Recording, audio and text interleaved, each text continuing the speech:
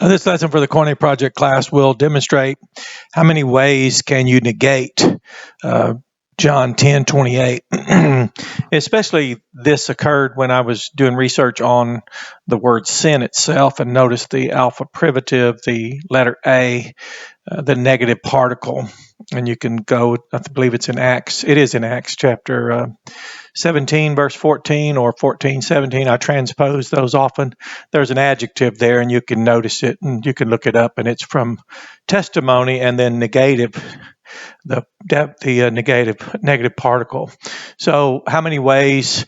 And we'll just look at our lesson, Kago, and this is from Kai and ego. So indeed, this is Jesus speaking. I myself, very emphatically, Zoane, Ionion. So here we have life. Of course, this is the adjective, everlasting. And of course, this word's has been in dispute. It's very strange that the only book in the world and the only person in the entire universe who created everything is the only one that could give us life everlasting. Now, we're not talking about just perpetual existence. We're talking about life, everlasting life, this durative, this knowing God and the true and living God and Jesus Christ whom he sent, this being reconciled to God. This is all that's been achieved. And he's saying, I myself, everlasting life, didomi, am giving. And then we'll go ahead and just notice here the continuous action. So Jesus would not stop. He's saying he's doing it, and it's continuously giving to them, altois. And he was speaking about his sheep to them. So this is speaking of his sheep. So that would help to make sure we understand what we're talking about, because I don't argue with people who describe themselves differently than how Jesus describes his sheep, because I take them at their word. Their own testimony says that I am not receiving everlasting life continuously from Jesus, the Good Shepherd, and I don't argue with them. So I listened carefully, as we were trained to do, understand first, then seek to be understood. And it says, and Kai, and ume, this is absolutely not. And of course, absolutely not. Absolutely not. It says, Apo lontai. It says they, this is middle, they absolutely might not, they might, absolutely might not, and it's perish, and it's for themselves, middle voice. And I've spoken of this before, but you notice when we talk about how many ways this is, people prefer to negate. There's even one YouTube channel by the very small person. That is, he takes on Bible verses that he says are wicked verses, and they're those verses that he refers to are those that talk about grace and not out from works, and not out from works of law, and not out from yourselves, but rather by grace through faith. And I really appreciate someone being that honest. It's like when I engage someone, the text is so irrelevant to them, not to me and not to his sheep. But when they tell me that their good shepherd would abandon them, turn them over to a wolf, and consign them away from himself, if you will, or dismiss them, that's feedback. You would like to be careful to not project onto them what Jesus said of his sheep. If they're saying otherwise, then I would recommend, as you witness and engage, to believe them. They're arguing that they don't describe themselves as Jesus does his sheep. So they might not, absolutely might not. So one way to negate this is to say they might perish.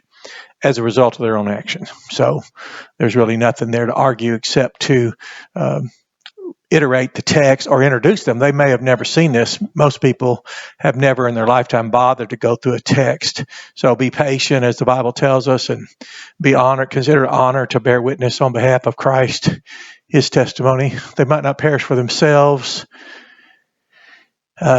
Into the age, that's very emphatic. Into ton iona, into the age. Kai, again, we have and again, this is fascinating because he said they absolutely might not perish for themselves into the age. So that's looking forward anytime ever into the future age, eternally or everlastingly. He's giving continuously life, everlasting life, doesn't end. Again, you negate this. There's actually text where it calls God the everlasting God, the eternal God. So from the eternal God, we receive everlasting life, eternal life. And Jesus says he's always giving it to his sheep. His sheep might absolutely not. It's ruled out absolutely for themselves, result of our own action. Now think how smart Jesus is and proof of his omniscience. He knows this will be an issue, and he was contending with it at the time he was actually here on the earth. And 2,000 years later, he's still speaking what's true of him in relationship to his sheep, regardless of how many people negate or describe themselves otherwise. Into the age, and let me see here. We've gone over this before, so I'm just freehanding it and not let me see. Well, wait a minute. I think it's. Let's get I think the verbs here first. Harpaze. This is from harpazo, and this is future, and will not seize. So certain one. So here, let's just make this no one, and no one. So we have no one will seize alta them out from. Notice how wordy the Koine Greek. It's so specific, and especially if you, as you will, religious people have a lot of energy. Our flesh will. I'll just say that our flesh, not the body necessarily, but the flesh that ill-disposed and contrary to the spirit and all things of God, it just has all this energy to just talk. No zeal, no interest in the study, because much study is wearisome to the flesh. So you'll notice there's so much energy because talking so much more. I guess it's about ourselves. It's about our ideas. What do we think? Which is totally typical. There's nothing really there. Even Jesus talking to his own disciples, they had to adjust and process what he was saying. And in places it says that they didn't understand what he was talking about. So, and no one will seize them, back to here, his sheep. No one will seize them out from. And I really like to remind people that if we're the sheep, there are, those who would poach the sheep, and there are people who steal the sheep and have them follow after hirelings, for example, gurus, for example. Like in the book of Galatians, these people came in, were agitating them by modifying the message, incorporating one law, and pretending that they were practitioners of all law, which was, notice how heinous their actions are. Paul said in Galatians 5:8, that persuasion was not from God. And notice how concerned Jesus was to intervene with those churches, his flocks in that southern region, he sent his missionary Paul to go there and communicate his message and remind them of who he is to them and who they responded to as they were called in his grace and by his grace in the first place. So no one will seize them out from Tace, Kairos, Mu. So out from my, and then this is articular noun, my particular hand. So it's striking that if we were to just list it, and I will just for a moment. So giving is, Jesus said, continuously.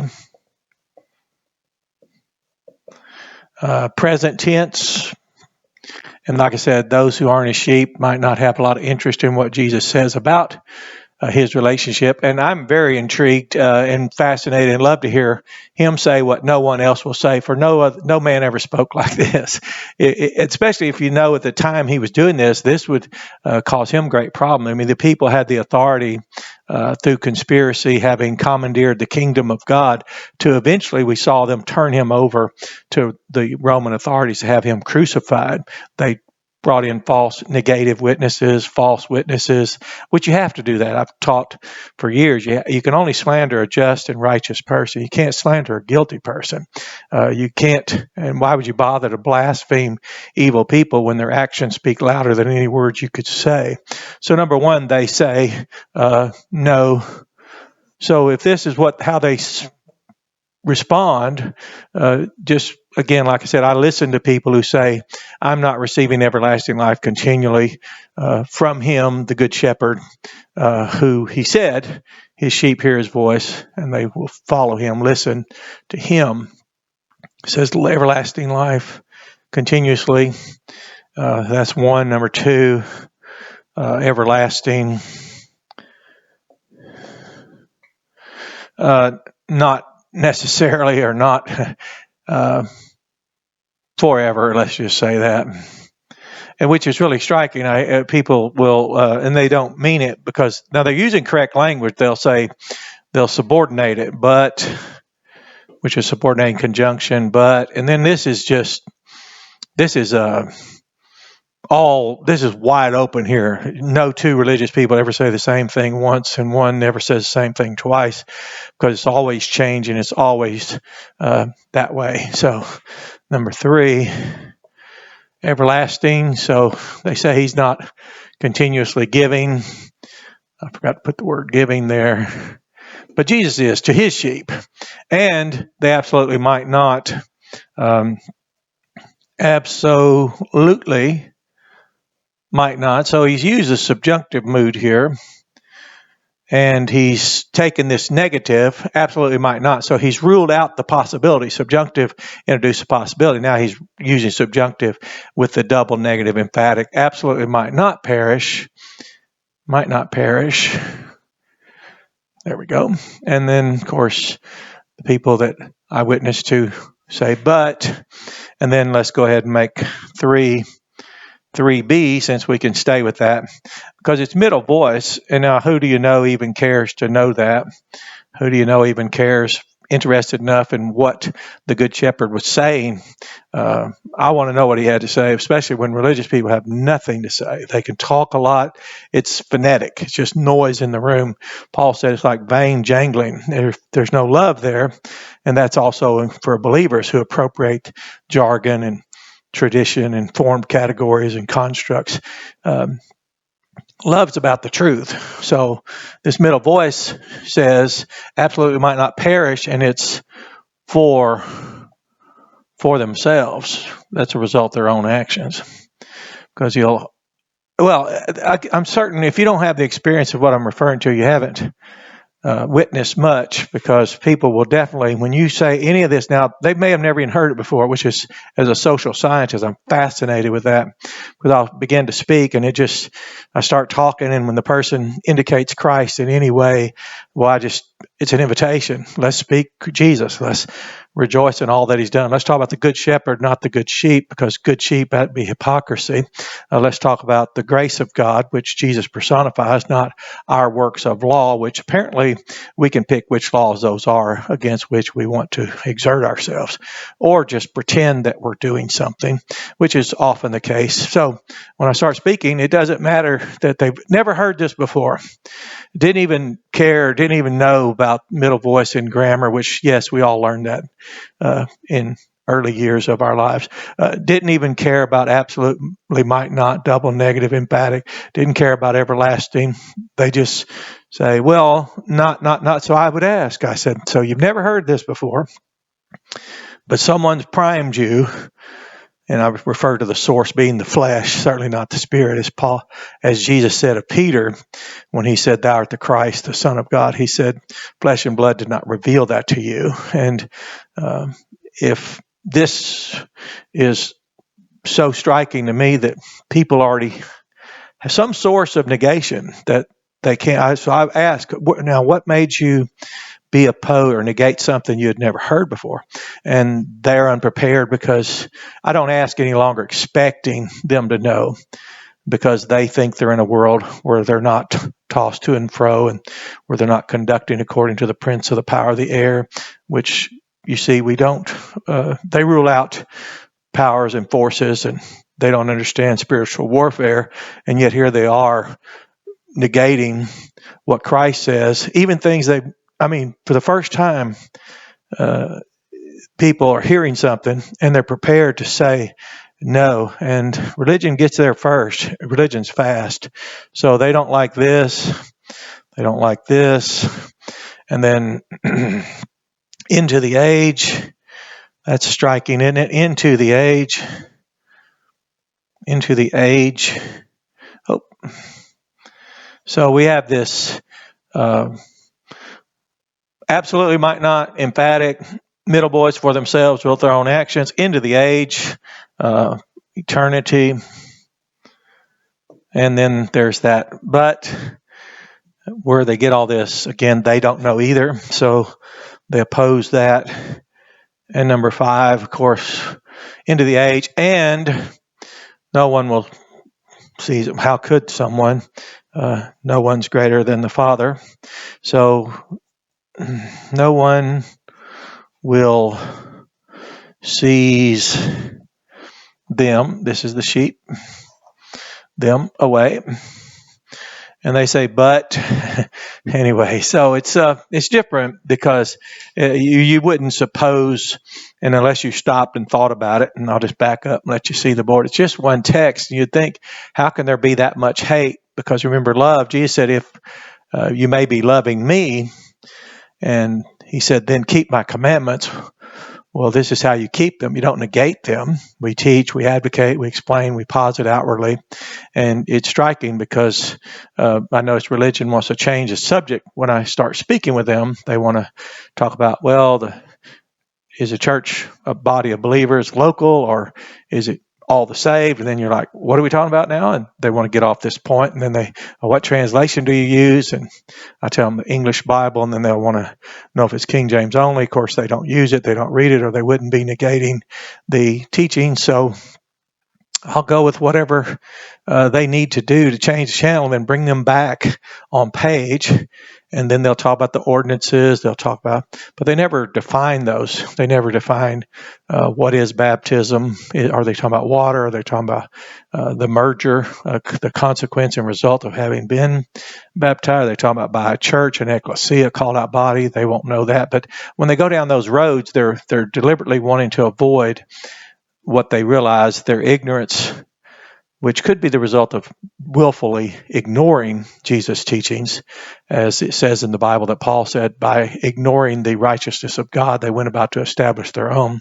So I don't know. It's fascinating to me as a social scientist to see people who say they're Christians have such an aversion toward what Jesus said. And it's really fascinating. And I don't mean that because I rejoice in their condition of being out there in their lostness, whether it be a child of God that's strayed, or a person who's never or has been deceived and never believe Jesus Christ, but they've rather negated persuasion. But this is what negating persuasion looks like, and I'll conclude this. John 3:36. And he said, you remember the one apathon to by the Son. So the one who is negating persuasion by the Son. And it says he will not see life, but rather the wrath of God's already abiding upon him. But notice this alpha privative, this negated particle, and this is from the verb patho. So Jesus can say, which no one can argue what he's saying. Now, all I can conclude for them and help orient them from their disoriented state is to say, but now this is true concerning his sheep. He is continuously giving that which never ends life to his sheep, and they, his sheep, absolutely might not perish as a result of their own actions for themselves into the age for all eternity, and no one will, in the meantime, seize one of them out from my particular hand. So that's what it means to be the good shepherd, excellent shepherd, competent, trained, skilled, all-powerful, all-knowing, everywhere present, capable of doing all things. That's why he says, expedient for you all that I go away, because he wanted to assure us that he would be with us, age without end. Even in the disciple-making process, he's with us. He is with his churches. He's conducting their baptized his churches in Holy Spirit, as the Bible said, that even John the Baptist said that when I baptize you with water, but the one coming after me is greater. So good lesson, but this is how many ways people can negate John 10:28. That's a lot of hate because love is to listen, adhere, to receive, and not negate persuasion. So if the love of God is manifest and personified by Christ doesn't persuade you, God doesn't have anything else, for it would be something less. So to negate persuasion by the Son is to negate persuasion by the gospel, the good news about what Jesus did, his promise of everlasting life, his promise that everyone who's believing in him already is already having everlasting life. And again, why would I argue with those first that don't hold interest in what this is about? Because the sheep, we hold great interest in it. I mean, I really am fascinated when Jesus talks. I listen. And people are too young today, but years ago there was a commercial where I think it was E.F. Hutton. So when E.F. Hutton speaks, people listen. Well, that's true of Jesus. When he talks, I listen. When religious jargon is being promoted, advocated, speculation, constant conjecture, it's just talk. The person's really wanting to ignore Christ, negate persuasion. So you have a blessed day and enjoy the good news that Jesus Christ loved us enough to be so specific and so kind in the use of common language, very wordy language, so that it'd be absolutely unmistakable and irrefutable and unassailable. So have a blessed day and enjoy this lesson.